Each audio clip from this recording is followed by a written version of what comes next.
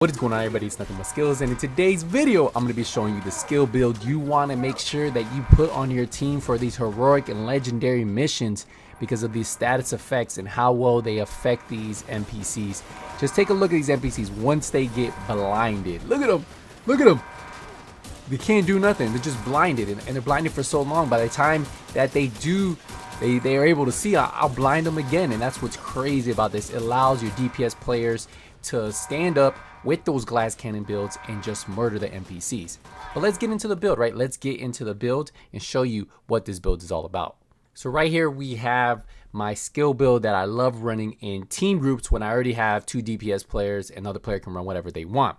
So the way this build is broken down is we have 6 utility, we have 712,000 armor, 276,000 health.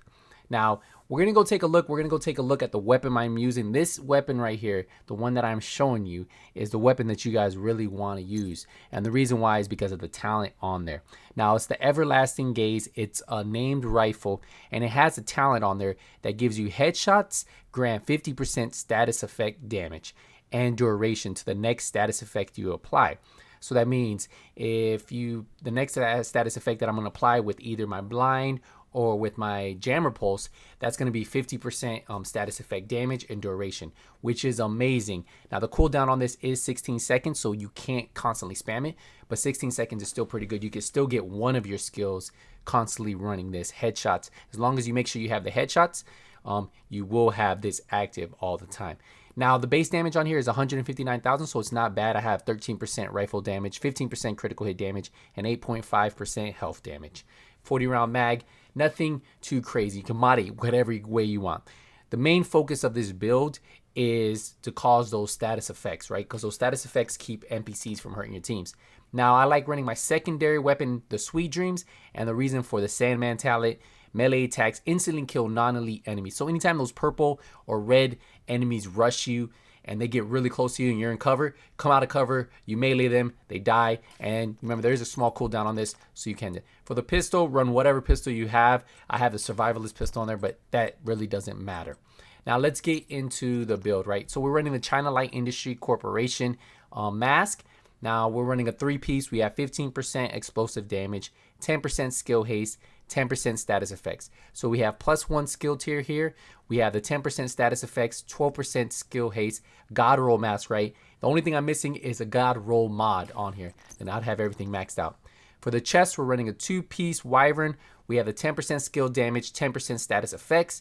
So we have +1 skill tier. We have 10% status effects on here. We have 8.6% skill damage. This is the piece that I would like to switch. I would like to have skill haste here. And then we have a skill haste mod of 11.3% skill haste. So ideally, you want to have skill status effects and skill haste. Now for the chest, this talent right here does nothing for this. This is the only chest I have. Now ideally, I haven't really found a really good talent to run on a chest piece, but there is one that you can put for group play. So the best chest talent that I found that works good with status effect builds, if you're a support player, is Overwatch. After staying in cover for 10 seconds, increase you and your allies' total weapon skill damage by 12%, as long as you remain in cover or in a cover-to-cover move, which with status effect builds you will. So you're going to give your teammates that extra 12% total weapon damage at all times. So the chest piece is the one piece that I really want to improve, just haven't really got one, and it's already really effective. So if I can get rid of this explosive delivery and put that on there, that would be amazing. Now the second piece of China Light is the holster we're running. This has skill tier, we have attributes of skill haste, and then I rolled max status effects. I recommend trying to max out your status effects on this build. So if you have to choose between maxing out the skill haste and status effects, the status effects honestly would probably be what you want to go with. Now for the knee pads, we're running our second piece of China Light. So where we have 1 skill tier, we have skill haste and skill effects. So you kind of see the trend we're going with, right? We're going with skill haste and status effects pretty much throughout the build, and certain pieces don't roll that. Now I have my God roll gloves, these wyvern gloves. This is the second piece of wyvern. So this gives us 1 skill tier, 12% skill haste I rolled on there, and then we have 10% status effects. So I have 2 God roll pieces on here, the mask and the gloves. Kind of excited about that. For the backpack, we're running the Costa Gold bag. This gives us 1 skill tier, 1 skill haste. It always rolls with skill damage, so you can't change that. I did put a skill haste mod on here, 11.8%. So you're just going to have to sacrifice not having that skill damage on there. So we do have skill haste, so that's still a plus. Now, the reason why you want the backpack, honestly, though, is because one in hand, damaging enemy with a grenade grants plus 1 skill tier for 15 seconds. Grants overcharge if already at skill tier 5. And I'll show you what overcharge looks like with my skills I'm using. Plus 2 in the bag gives us that 10% status effects. So where we miss out on it on the roll for skill damage, we're getting it on 2 in the bag. So yeah, this is the bag that I like running. If there's something else you like running instead, let me know in the comments. So for the skills, we are running the Jammer Pulse. The reason why we run the Jammer Pulse, the cooldown, look, is 15 seconds. EMP effect duration is 15 seconds. So it's always active for me. Radius 32 meters, charge time 2 seconds. Now look, if we throw a nade and we get overcharge, we gain almost double the radius at 150%. 100% effect duration, that's additional 40%, and charge speed 100%, which is additional 40%. I'm running cone size on here. I have one at 6.9. You can run charge speed if you feel like your charge speed is a little slow. That's up to you. I like the cone size. And then the effect duration, I'm running at 8.5% effect duration on here. So those are the 2 mods I run on my Jammer Pulse. If we get into my second skill, you're going to see we are running the Blinder Firefly. This cooldown time is 23.6 seconds. The blind duration is 24 seconds. So that means I have 0.4 seconds. I should have my cooldown before they're unbeing blind. Now, remember, when I do this overcharge, I'm going to gain plus 4 max targets, plus 40% speed, and then plus 80% blind effect duration. So you can see the overcharge over the tier 6. So that's why running the coastal bag is actually really good when you get in those big rooms, because you want to try to blind as many targets as possible, and you want that Jammer Pulse to be covering the full room. And I just wanted to show you that this is going to be 2 different instances of my Jammer Pulse. One, this is without overcharge. Look at the radius of the cone, okay? Pretty decent, right? And then look, I'm going to throw a nade, activate overcharge, and then look at the radius now. Covers the full room. That's the big difference with running it and not running it. And that's why I choose to run it on this build, and I feel it's really effective with this build in particular. Now, when I tell you this build is a lifesaver for those harder difficulties, it 100% is, and this is how I run it. This is some heroic gameplay of using this build. I was the one support player. We had no healers. We had 2 DPS and a skill player, I believe. I'm unsure what the other guy. I think he was running like a hybrid build.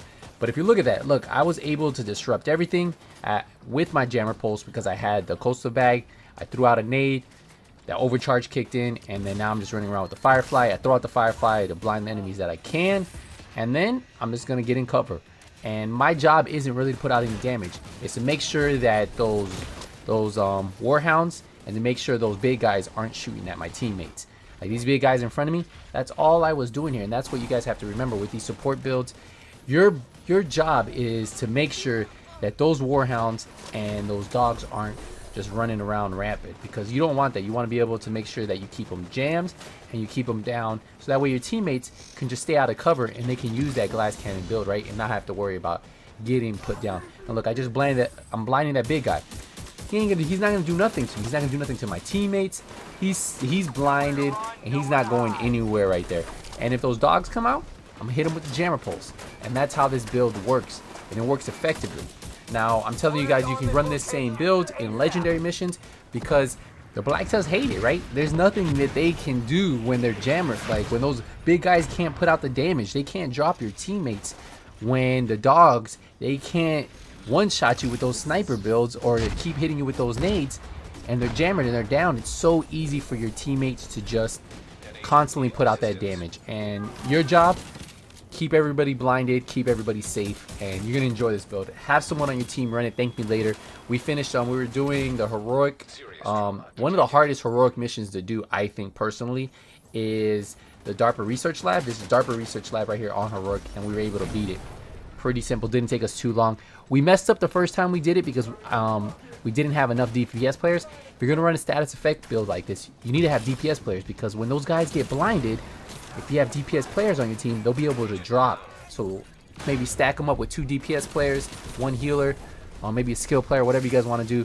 But 100%, add this to your team synergy, and you guys are going to love it. You guys are going to enjoy it, love it. and this is the build. If you guys have any questions on this build, let me know in the comment section. I thank you guys again for all the support, always showing support to this channel. If you are new, hit the subscribe button, turn notification bell on, so when I release a video, you guys get notified. We're gonna wrap it up here. I'll see you guys in the next one. Nothing but skills is out.